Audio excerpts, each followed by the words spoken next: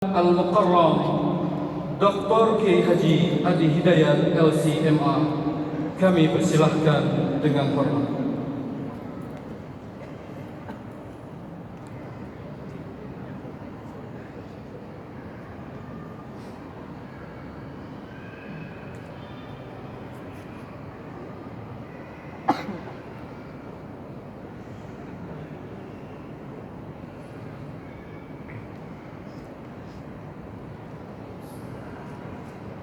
Assalamualaikum warahmatullahi wabarakatuh. Alhamdulillahi wa kafa. Wassalatu wassalamu ala rasulillahil mustafa wa ala alihi wa sahbihi wa dhurriyyatihi wa ummatihi wa man wafa. Amma ba'd. فيا أحباب الله وأحباب رسوله صلى الله عليه وسلم، أوصي نفسي وإياكم بتقوى الله فقد فاز المتقون، فلا تموتن إلا وأنتم مسلمون. فقال تعالى: يا أيها الذين آمنوا اتقوا الله حق تقاته ولا تموتن إلا وأنتم مسلمون. Hadirin as-saimin was-saimat, jemaah salat Isya dan tarawih rahimani wa rahimakumullah. Mengawali tausiah kita di malam hari ini, kita bermohon pada Allah Subhanahu wa taala semoga seluruh rangkaian ibadah yang telah kita tunaikan sampai detik ini, siam kita, qiyam kita, ruku', sujud, interaksi dengan Al-Quran, ibadah maliyah, infak, sedekah, zakat kita, seluruhnya diterima oleh Allah Subhanahu wa taala dengan penerimaan terbaik insyaallah. Hadirin sekalian, seperti diketahui dan telah viral di setiap masa bahwa tujuan utama kita diperintahkan menunaikan ibadah siang Ramadan itu Allah tegaskan di penghujung ayat 183 surah Al-Baqarah, la'allakum tattaqun, supaya takwa kalian meningkat, supaya kalian bertransformasi, kata Allah, menjadi pribadi yang semakin bertakwa. Hadirin, takwa itu diksinya serta derivasinya di dalam Al-Quran setidaknya disebutkan sebanyak 115 kali, dan cabangnya begitu beragam. Di antara sekian makna takwa itu, ada yang terkait erat dengan petunjuk Allah yang menginginkan manusia mengetahui tujuan hidupnya. Apa sesungguhnya yang dijalani manusia di muka bumi ini? Kemana dia akan kembali? Seperti apa dia merencanakan kurikulum hidupnya dari mulai berkehidupan baligh itu sampai kembali kepada Allah Subhanahu wa taala. Di antara ayat Al-Quran yang mengisyaratkan makna ini, kita simak di Quran surah ke-59 Al-Hasyr misalnya di ayat ke-18. Allah tekankan khususnya pada setiap insan yang beriman. Harus ada pembeda iman kita dengan manusia yang belum beriman. Ya ayyuhalladzina amanu taqullaha, hai semua yang beriman, kata Allah tanpa kecuali. Bahkan panggilannya menggunakan huruf nida, ya, disebutkan 361 kali dalam Al-Quran. Nidaul qarib, nidaul mutawassit, nidaul ba'id. Ada 14 makna, 14 kata huruf nida dalam gramatikal bahasa Arab. Dalam Al-Quran disebutkan hanya satu ya, dengan fungsi yang fleksibel, memanggil yang dekat, yang menengah ataupun jauh. Ayyuha disebutkan 150 kali dalam Al-Quran. Ayyunya munada untuk bermakna taukid yang menegaskan, haknya tanbih yang mengingatkan. Alladzina disebutkan 1080 kali dalam Al-Quran, memanggil semua kalangan tanpa kecuali, besarkah, kecilkah, tuakah, mudakah, laki-laki, perempuan, dengan semua tanpa batas sekat sosial dalam berkehidupan. Seakan Allah ingin katakan, hei semua insan yang beriman tanpa kecuali, adakah kalian sedang merasa dekat dengan Allah sehingga merasa imannya kuat? Jangankan yang salat fardu sunnah pun dikejar-kejar. Ada yang imannya standar, menunggu adzan baru dia siap-siap. Ada iman yang mungkin sedang lemah, sampai iqamat pun dikumandangkan, belum tergerak jiwanya untuk mendekat kepada Allah. Semua kata Allah tak peduli, lelakikah, perempuankah, tua, muda, besar, kecilkah. Ayyuhalladzina amanu, aku tekankan, aku ingatkan, ittaqullaha, tingkatkan takwamu kepada Allah. Kita bertanya bagaimana caranya Allah? Perhatikan dimensi yang disampaikan di ayat ini. Kata Allah, wal tanzur nafsum ma qaddamat lighad. Di antara cara meningkatkan takwa itu, ternyata kata Allah, lihat dirimu, persiapkan jalan hidupmu, lihat kurikulum dan tujuan hidupmu, persiapkan sampai engkau kembali kepada Allah Subhanahu wa taala. Di antara bagian takwa itu, hendaklah setiap diri, kata Allah, apalagi insan beriman, melihat dirinya, menata tujuan hidupnya, buat kurikulum hidup yang jelas sampai engkau kembali kepada Allah Subhanahu wa taala. Wal tanzur nafsum ma qaddamat lighad. Hadirin, kita kembali bertanya kepada Allah. Ya Allah, bimbing kami. Bagaimana cara memetakkan hidup kami supaya benar sampai kembali kepada-Mu? Tunjukkan kepada kami seperti apa kurikulum hidup yang benar kami pilih sampai pulang menghadap. Sehingga sampai malam ini kita bisa merenungkan. Jangan-jangan sampai detik ini, di mana kita hendak tarawih ini, di Ramadan kesekian dalam episode kehidupan kita, jangan-jangan tujuan hidup kita belum senafas dengan apa yang Allah inginkan. Belum terang seperti apa yang Quran bimbingkan. Maka kita bertanya, ya Allah, tunjukkan kepada kami seperti apa tujuan hidup yang benar itu. Maka setidaknya hadirin, ada dua hal pokok dalam Al-Quran yang sangat ditekankan kepada setiap manusia, terlebih insan beriman, agar betul-betul menjaga dua pokok ini, karena inilah akal dari semua tujuan berkehidupan kita. Tidak diciptakan manusia kecuali untuk mewujudkan dua tujuan pokok ini. Secara cepat dengan keterbatasan waktu kita, pertama Quran surah ke-51 Ad-Dhariyat di ayat yang ke-56. Allah berfirman, A'udzu billahi minasyaitonir rajim. Bismillahirrahmanirrahim. Wa ma khalaqtul jinna wal insa illa liya'budun. Wa ma khalaqtul jinna wal insa, dan tidaklah, kata Allah, aku ciptakan jin dan manusia itu illa liya'budun, kecuali untuk menjadikan semua aktivitas, kegiatan hidupnya sebagai ibadah, sebagai penghambaan kepada Allah. Jadi yang pertama hadirin, ternyata hadirnya kita ke dunia ini, diciptakannya kita sampai berkehidupan di detik ini, tujuan pokoknya pertama untuk menghamba kepada Allah Subhanahu wa taala. Jadi di antara sekian status yang melekat pada kita sampai malam ini, begawankah, cendekiawankah, arsitekkah, keilmuan yang tinggi, harta yang banyak, kedudukan yang begitu meningkat, fisik yang kuat, di hadapan Allah itu semua hamba. Kita ini hamba. Jadi ternyata ayat ini bukan sekedar memberikan isyarat tujuan berkehidupan kita di dunia ini, tapi juga menunjuk identitas kita di hadapan Allah sebagai hamba. Dan karena inilah kita tercipta.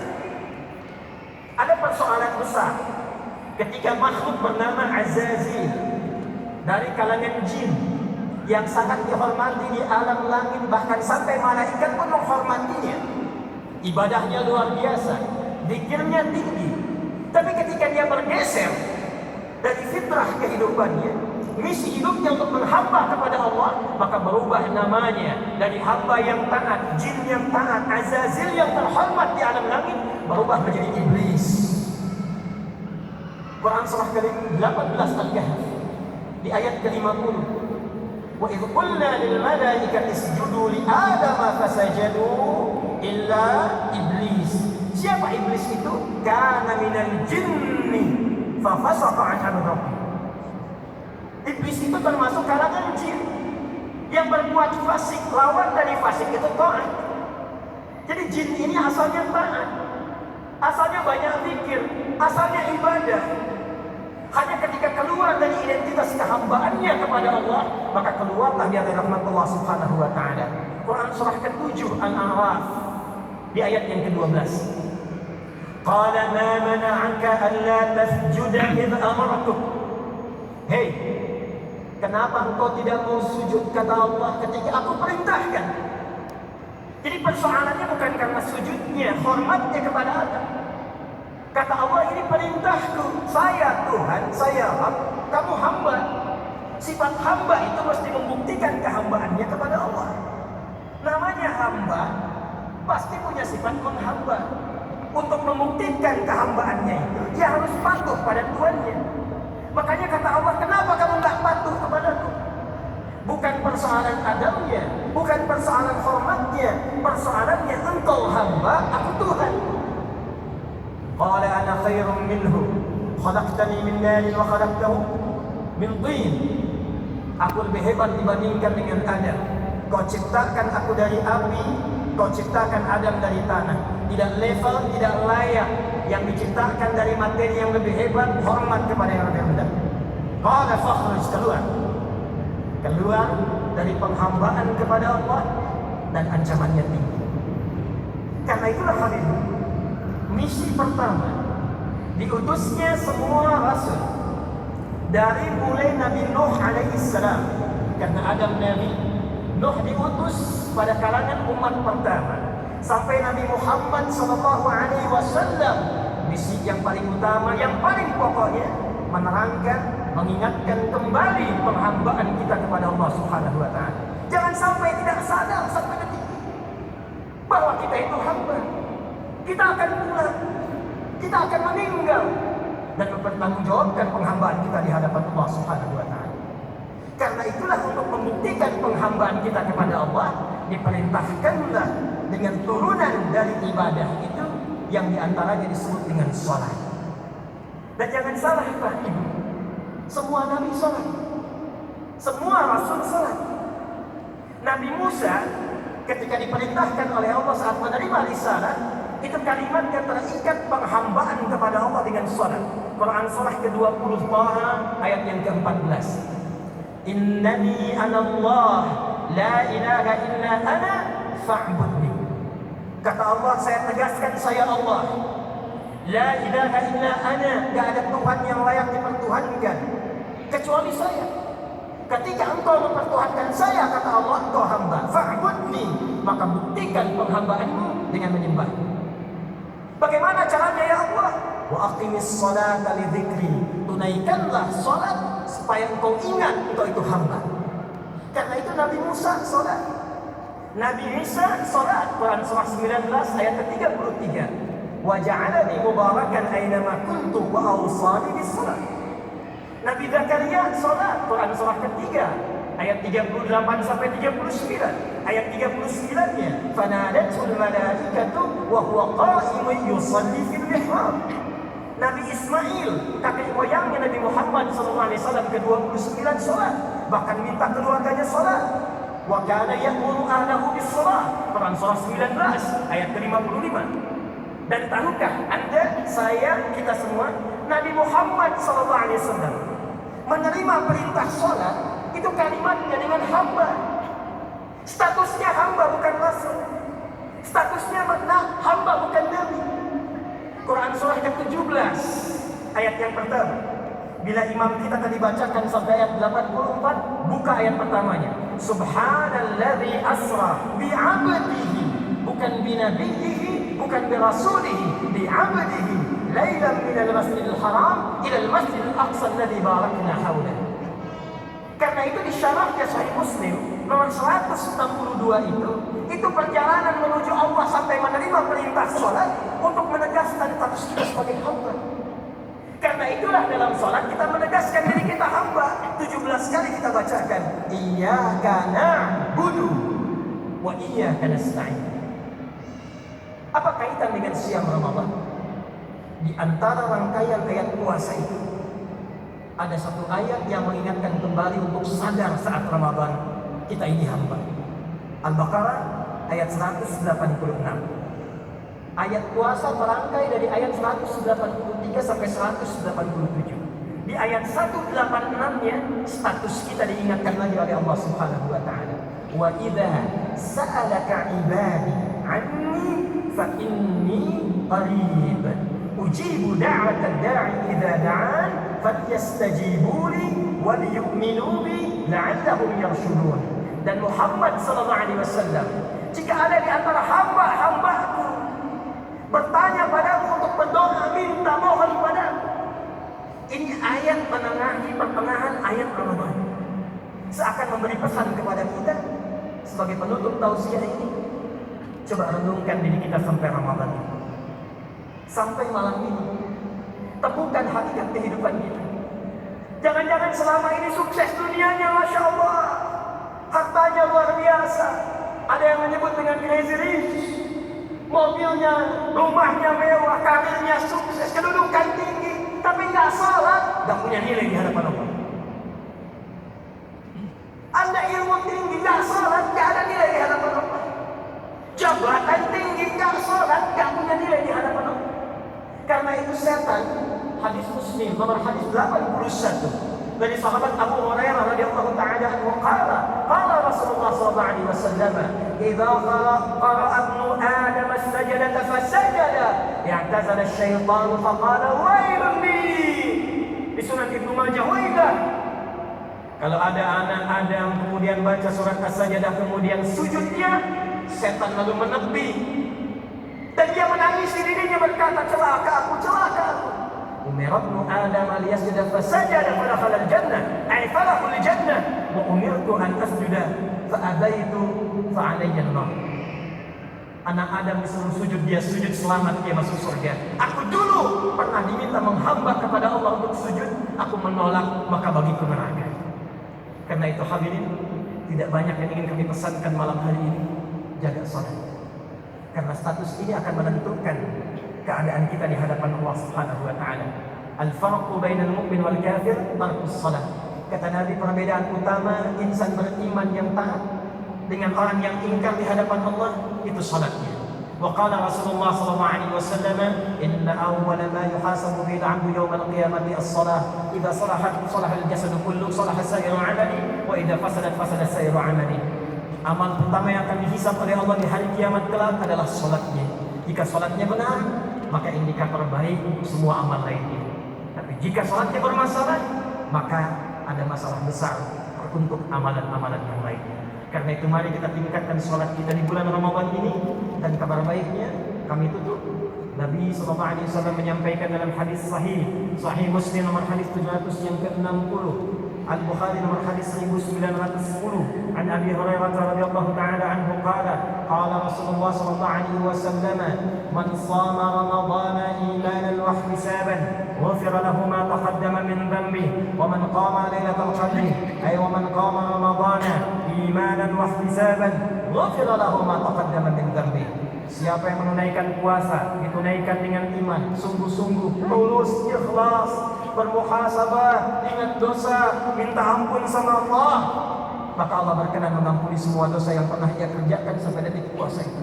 Siapa yang meningkatkan salatnya di malam Ramadan, bangun qiyam Ramadan, bertepatan dengan pembuka malam Al-Qadar, dan dia bermohon ampunan kepada Allah, tulus ikhlas, maka Allah berkenan mengampuni semua dosa-dosa yang pernah dia kerjakan sampai detik itu. Hadis riwayat At-Tirmidzi nomor hadis 3245, an Aisyah ummul mukminin radhiyallahu taala anha qalat, ya Rasulullah, ara'aita law 'alimtu ayya lailatul qadri ma aqulu fiha. Ya Rasulullah, kalau aku sedang salat tarawih, lalu aku merasakan datangnya malam Al-Qadar, tenang hatiku, tenang salatku, maka apa yang aku bacakan pada saat itu?